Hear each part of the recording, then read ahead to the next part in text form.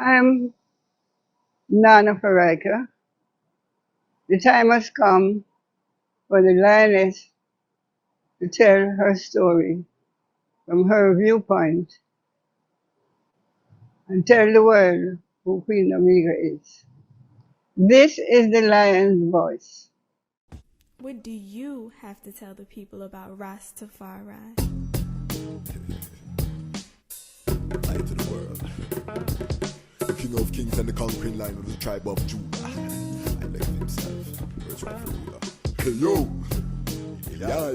Hail him high, hail the black king, born the 23rd of July. So tell them guy, who praise God up in the sky, it's a lie. The Almighty living on your night. From ancient time, them a try. Them Romans, though them just open them suit and ties. Criminals ain't got no alibi, they stole my people. Then them come spread out them genocide. Are you talking about slavery? Them couldn't kill. The lion will come conquer Judah tribe. Go through tribulation, and I strive, see sufferation, and I still rise. That's why we tell them, in America, live Rastafari in every ghetto area. We come to tell them, in a Toronto, straight at it. So, Yes. these are eye openers. So, for a young Sister Nanny, you say that this was an inspiration, leaving university to put on your covenant and to face the persecution that would come from your Jamaican society. What kind of pushback was there in your home or around your Oh, a lot. Because I told you my father was a policeman. Yes, yes. So, but the thing about it though, is that I remember him interrogating me, Okay. Asking me all kinds of questions, about why I am doing this, and my mother, she just used to cry and say, boy, that I am very selfish and that really, she was just hurt. Yes. But my father now, he spent time asking me all the manner of questions, and I remember one day after him interrogating me, and he came to the country, he said, you're doing the right thing, but you're going about it the wrong way. Okay. So you're sharp, because them time that you're sharp, you're well sharp. Yes, so I have the answers ready for them, Yes, yes. But after a while, they accepted it, and they supported me, Okay. throughout their lifetime. And I remember one day my father got up and started to sing the Ethiopian anthem as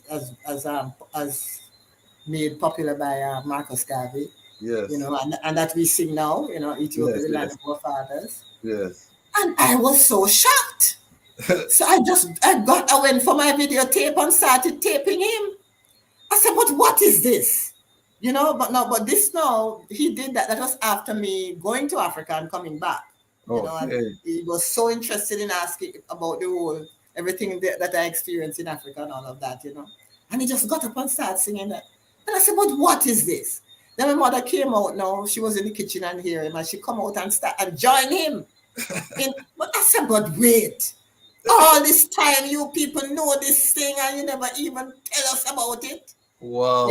Then she started to talk about the days when she was going to school and her mother sent her to a private school, and every morning the principal used to line them up and teach them about the Ethiopian anthem and, teach them all of that. Now, this was like in the 90s now, Yes. So I'm telling you, it's a long time I've been trotting Rastafari. And they didn't let me know anything about that. Wow. You see? It just came out, it just came out of them, But they call that generation the silent generation. They didn't communicate a lot. They saw a lot, They went through a lot. Yes. Because Jamaica, that's pre-independence Jamaica that they're coming out of, But talk to us about your first trip to Africa, as a young Rastafari. Wow. Sister, what was that like? Uganda. If I start talking now, then that would take up all of your interview, because I'm telling you, going to Africa, first I landed in Tanzania. Okay. I went there with my husband. Okay. So we went to Tanzania, then we went to neighboring countries, Kenya. But we had intended to settle, and we were hoping to so we developed a project, right? An agricultural project, given my background. And when we were in Ethiopia, we went to Ethiopia, and we spent 1 week in Ethiopia, right? Yes. And before going to Ethiopia, I used to hear about how the Ethiopians take long to do this, and it's a slow country and all of that. However, when we were in Tanzania, we met upon one of those, what do you call them now? Working with the international organizations, a white man traveling all over Africa, right? Yes. And he said that of all the African states that he went to, Ethiopia is the most developed. Okay. You know, so I was shocked to hear that, given the fact that we hear about Ethiopia being so poor and all of that, you know, in terms of GDP, you know. Yeah. So when we went to Ethiopia, the Ethiopian at that time, the country was so well, the infrastructure, all the infrastructure necessary for development were in place. What year was that? That was 1998, 99, Okay, between 98 and 99. Okay. All right. And His Majesty was not there at that time, but you could see the work that he had done, because after he left, it was the Derg, and then it was there was nothing, no real, you know, development of the country. But you could see, like, for example, the roads. The roads are, you know, you have 2-lane traffic, and then you have another road over on the right-hand side and another road over on the left-hand side of that highway, where it is just ready for expansion whenever the country is ready to move on. Yes. You know? And so the kind of infrastructure that was laid out, it was really, you could see the foresight of His Majesty. The highest of himself shall establish I and I. Yes, indeed. You know, and really, I was struck the same way when I went to Ethiopia, and the infrastructure that you speak about, Ethiopia during Zenawi Malaise was growing at 9% growth rate per year. And I know someone who was integral inside of the country. I went to law school with, you know, her father was there, and she said that basically what Malaise did, they went and got the plans His Majesty laid out and started to implement those plans that the Derg had kind of fallen off on. Yes, that they had put aside. And the development skyrocketed. The Renaissance Dam, for example, was from His Majesty time, the original plan to put a hydroelectric dam on the Nile River. Everything that is going on now was already laid down there, you know. Yes. You know, and the elders in Ethiopia, they have such great respect for His Majesty.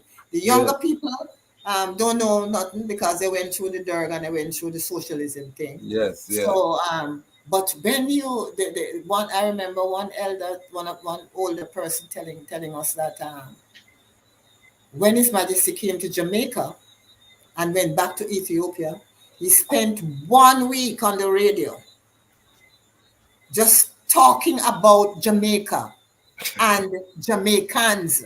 Hurt. He educated the nation about us. Wow. You know? So really, it's really you have to go to know. You only hear, but when you are there, it's another matter.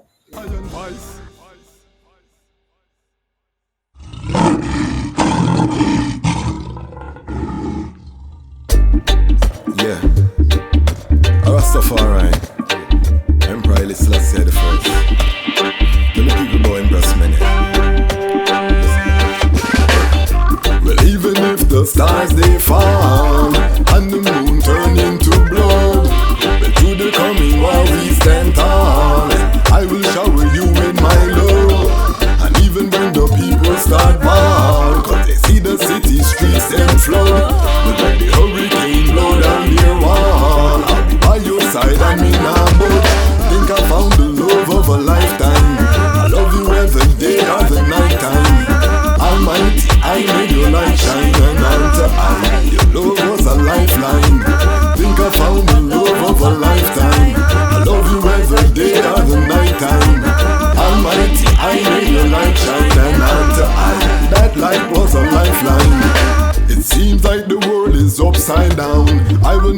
I'd rather stand my ground. Lion of Judah blessed with the triple crown.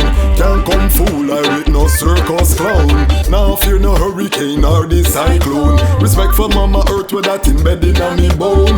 That's why I will never leave you alone. Protect you from harm when the alarm sound. So even when the stars they fall,